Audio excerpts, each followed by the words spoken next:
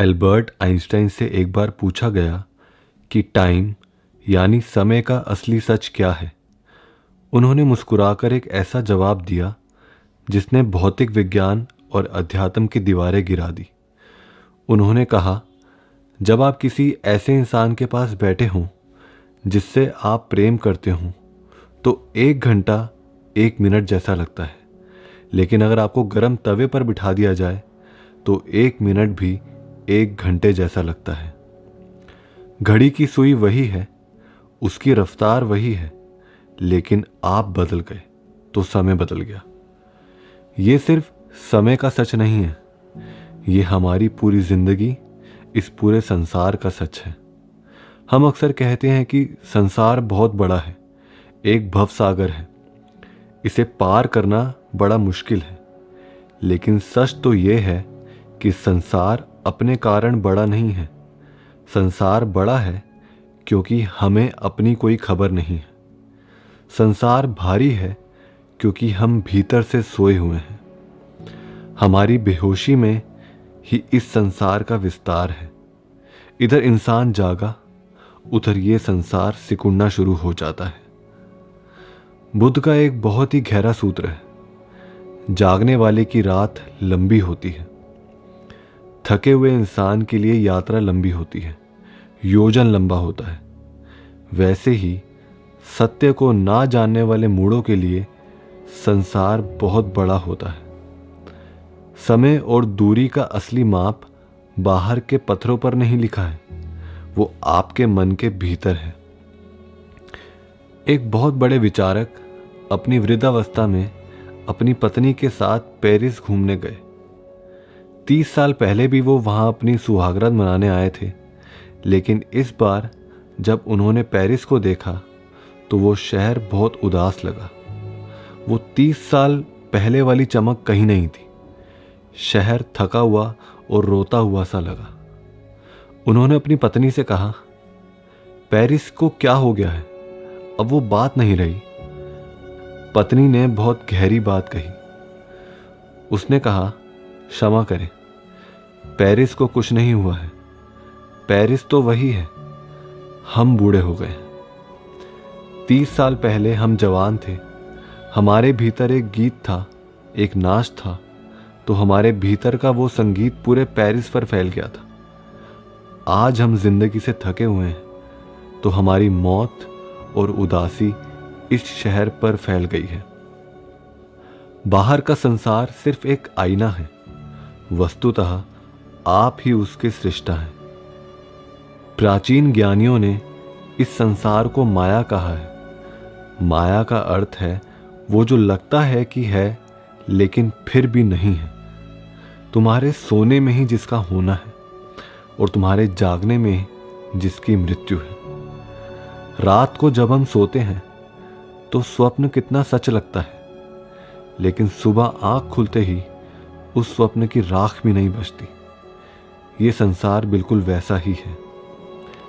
अगर जिंदगी में अंधेरी रात ने आपको घेरा है तो आपके जीने के ढंग में कहीं कोई बेहोशी है। एक छोटी सी घटना है। सम्राट अकबर एक दिन एक रास्ते से गुजर रहे थे। एक शराबी ने अपने मकान की छत पर चढ़कर उन्हें बहुत गालियां दी। अगले दिन सुबह उस शराबी को दरबार में पेश किया गया। अब शराबी का नशा उतर चुका था। वो कांपता हुआ झुका और बोला, जहां पना क्षमा करे, वो गालियां मैंने नहीं दी थी। अकबर ने कहा, मैं खुद वहां मौजूद था, मैंने अपने कानों से सुनी है। शराबी ने हाथ जोड़कर कहा, हुजूर, मैं इस बात से इनकार नहीं करता कि आपने सुनी है, लेकिन मैंने नहीं दी। मैं होश में नहीं था, मैंने शराब पी रखी थी। गालियां शराब से निकली होंगी, मुझसे नहीं। ये सिर्फ उस शराबी की कहानी नहीं है, ये हम सबकी कहानी है। हमने जिंदगी में जो भी कुछ किया है, जो भी दुख खड़े किए हैं, वो बेहोशी में किए हैं। हमने जो संसार बसाया है, जो कामनाओं के महल बनाए हैं, वो सब रेत पर बनाए हैं। बुद्ध कहते हैं, भवसागर को पार करने के लिए नाव को मत खोजो, बस जागो। जैसे ही आप जागते हैं, ये विशाल भवसागर सिकुड़कर एक छोटी सी सूखी नदी की तरह हो जाता है। तुम्हें अपना पता हो जाए बस, तो तुम इतने विराट हो कि ये सारा संसार तुम्हारे सामने छोटा हो जाता है। लेकिन हम बार बार बेहोश क्यों हो जाते हैं? वो कौन सी वासना है जो हमें राह चलते भटका देती है? मान लीजिए आप एक रास्ते से गुजर रहे हैं, तभी सुबह की धूप में आपको एक कंकड़ चमकता हुआ दिखाई देता है। वो ऐसे चमकता है जैसे कोई बहुमूल्य हीरा हो। आप दौड़कर उसे उठा लेते हैं। अब जरा सोचिए, क्या उस कंकड़ ने आपको दौड़ाया? कंकड़ बेचारा क्या दौड़ाएगा? हीरा भी आपको नहीं दौड़ा सकता। दरअसल आपको दौड़ाया आपकी वासना ने। आपकी वासना ने धोखा खाया। आपके भीतर एक सुगबुगाहट उठी, सपने जग गए कि हीरा, लाखों करोड़ों का हिसाब एक पल में दिमाग में हो गया और आप दौड़ पड़े। आपको पता भी नहीं चला कि आप कब दौड़े। ये एक बेहोशी थी। पास पहुंचे, हाथ में उठाया और सूरज की रोशनी का वो जाल टूट गया। आपने पाया कि वो तो सिर्फ एक कंकड़ है। आप उसे वापस फेंक देते हैं और उदास होकर अपनी राह पर चल पड़ते हैं। क्या उस कंकड़ ने आपको दुख दिया? कंकड़ को तो पता भी नहीं चला कि आप क्यों दौड़े, क्यों खुश हुए और अचानक क्यों उदास हो गए। ये सब सिर्फ आपका खेल था। कंकड़ वहीं था, लेकिन आपकी वासना उठी तो संसार खड़ा हो गया। वासना टूटी तो संसार मिट गया। इतिहास में एक बहुत अनूठे सम्राट हुए, भर्तृहरि। उन्होंने जिंदगी को बहुत करीब से देखा। उन्होंने संसार की एक एक बूंद को निचोड़कर पी लिया। जब वो भोग में थे तो उन्होंने श्रृंगार शतक लिखा, प्रेम और वासना का एक ऐसा शास्त्र जिसका कोई मुकाबला नहीं। लेकिन सब कुछ भोगने के बाद एक दिन उन्होंने पाया कि ये सब शून्य में भटकना है, कुछ भी नहीं है, सब अपने ही सपने हैं। और फिर वो सब कुछ छोड़कर जंगल चले गए। तब उन्होंने वैराग्य शतक लिखा। जिसने भोग को पूरी तरह जाना था, उसी ने वैराग्य को भी पूरी तरह जाना। एक दिन वो जंगल में एक चट्टान पर आंखें बंद किए ध्यान में बैठे थे। अचानक दूर से घोड़ों की टापों की आवाज आई। उन्होंने आंखें खोली। सामने जमीन पर सूरज की रोशनी में एक बहुमूल्य हीरा पड़ा था। भर्तृहरि ने बहुत हीरे देखे थे, लेकिन ऐसा हीरा कभी नहीं देखा था। एक क्षण के लिए, सिर्फ एक क्षण के लिए, उनके भीतर वासना जाग गई। मन भूल गया कि वो सन्यासी है। मन भूल गया वो सारा वैराग्य। उन्हें लगा कि उठें और उसे उठा लें। पर जैसे ही वो उठने को हुए, उसी क्षण उन्हें ख्याल आ गया, अरे पागल, सब छोड़कर आ गया, व्यर्थता जानकर आ गया, फिर भी कुछ बाकी बचा है। अभी भी उठाने का मन है। और वो वापस अपनी जगह पर बैठ गए। बाहर किसी को कानों कान खबर नहीं हुई। ये भीतर की बात थी। वासना भीतर ही उठी और भीतर ही बैठ गई। एक बहुत बड़ी क्रांति घट गई। और तभी दो घुड़सवार वहां आ पहुंचे। दोनों ने उस हीरे को देखा। दोनों ने अपनी तलवारें खींच ली। पहले मैंने देखा है, लेकिन निर्णय कुछ ना हो सका। और क्षण भर में ही वो दोनों खून से लथपथ मृत जमीन पर पड़े थे। हीरा अपनी जगह पर पड़ा था। सूरज की किरणें अब भी उस पर चमक रही थी। हीरे को कुछ पता ही नहीं था कि वहां क्या हो गया। वहां एक पल में सब कुछ हो गया। एक आदमी के भीतर संसार उठा और मौत हो गई। एक आदमी वहीं बैठा रहा, संसार उठा और उसी क्षण उसके भीतर साक्षी भाव जग गया। वो सारे अनुभवों को पार हो गया। जीवन का सबसे गहरा सत्य यही है। सारा खेल हमारे चैतन्य का है। सारे खेल की जड़ें हमारे भीतर हैं। बुद्ध कहते हैं, पुत्र मेरे हैं, धन मेरा है। इस प्रकार मूढ़ व्यक्ति चिंता में लगा रहता है। परंतु इंसान जब अपना खुद का ही नहीं है, तब पुत्र और धन उसके कैसे होंगे। हम अपने भीतर के खालीपन को बाहर की चीजों से भरने की कोशिश करते हैं। हम सोचते हैं बाहर सीढ़ियां चढ़ेंगे तो हम ऊंचे हो जाएंगे। आपने छोटे बच्चे को देखा है, पिता कुर्सी पर बैठे होते हैं तो बच्चा उनके पास एक स्टूल रखकर उस पर खड़ा हो जाता है और कहता है, देखो मैं तुमसे बड़ा हूं। क्या स्टूल पर खड़े होने से कोई बड़ा हो जाता है? हम सब भी यही कर रहे हैं। पैसों का स्टूल, पद का स्टूल, रुतबे का स्टूल। आप चांद पर भी पहुंच जाएं तो भी आपके भीतर की ऊंचाई वही की वही रहेगी। बाहर की सीढ़ियां चढ़ने से कोई महान नहीं होता। महानता भीतर की सीढ़ियां चढ़ने से आती है।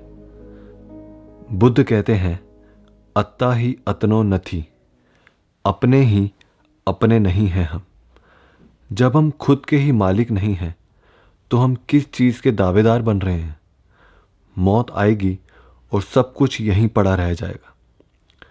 पति सोचता है कि वो पत्नी का मालिक है, पिता सोचता है कि वो बच्चों का मालिक है, लेकिन सच ये है, जो हमारा है ही नहीं वो हमारे साथ कैसे जाएगा? हमारे साथ सिर्फ एक ही चीज जाएगी, वो है हमारी जागरूकता, अवेयरनेस, होश। वही हमारी असली मालकियत है। जो व्यक्ति बाहर की मालकियत खोजता है वो भोगी है, और जिसे यह समझ आ जाता है कि मुझे सिर्फ खुद का मालिक बनना है, वो मुक्त हो जाता है। लेकिन इस रास्ते पर चलने में एक बहुत बड़ा डर लगता है। जब हम भीतर की ओर मुड़ते हैं तो हमारा ज्ञान और हमारा अहंकार हमारे ही रास्ते की सबसे बड़ी दीवार बन जाते हैं। बुद्ध का एक बहुत ही गहरा सूत्र है, जो मूढ़ अपनी मूढ़ता को समझ लेता है वो उसी क्षण पंडित हो जाता है, और जो मूढ़ खुद को ज्ञानी समझता है असल में वही सबसे बड़ा मूढ़ है। जिसने जान लिया कि मैं अज्ञानी हूं, ज्ञान की पहली किरण वहीं से फूटती है। जिसने मान लिया कि मैं बीमार हूं, वही औषधि की तलाश करेगा। लेकिन खतरा तब है जब हम अपनी प्यास को प्यास नहीं मानते। हम शब्दों को इकट्ठा कर लेते हैं, हम शास्त्रों को रट लेते हैं, हम दुनिया भर की जानकारी दिमाग में भर लेते हैं और सोचते हैं कि हम ज्ञानी हो गए। लेकिन उधार का ज्ञान कभी आपका अपना सत्य नहीं बन सकता। एक पंडित को समझना दुनिया का सबसे मुश्किल काम है, क्योंकि वो अपनी सुरक्षा किए बैठा है। वो अपनी अज्ञानता के चारों तरफ शब्दों की एक बहुत मजबूत दीवार खड़ी कर लेता है। जब तक वो आखिरी सपोर्ट, उस मैं जानता हूं का अहंकार नहीं गिरता, तब तक कोई सत्य भीतर प्रवेश नहीं कर सकता। ग्रीस के इतिहास में एक बहुत प्यारी घटना है। डेल्फी के मंदिर में एक देवी भविष्यवाणी किया करती थी। एक दिन भीड़ में से किसी ने उस देवी से पूछा, इस समय पूरे यूनान में सबसे ज्ञानी पुरुष कौन है? देवी ने उत्तर दिया, सुकरात, सोक्रेटिस। लोग दौड़ते हुए सुकरात के पास गए और बोले, डेल्फी की देवी ने घोषणा की है कि तुम दुनिया के सबसे ज्ञानी इंसान हो। सुकरात ये सुनकर मुस्कुराए। उन्होंने कहा, कहीं कोई भूल हो गई है। अगर तुम कुछ वर्षों पहले ये खबर लेकर आते तो शायद मेरा अहंकार इसे मान लेता, लेकिन अब नहीं। अब मैं तुम्हें सच बताता हूं, मुझसे बड़ा अज्ञानी इस दुनिया में कोई नहीं है। जाओ और उस देवी से कहो कि अपनी भूल सुधार ले।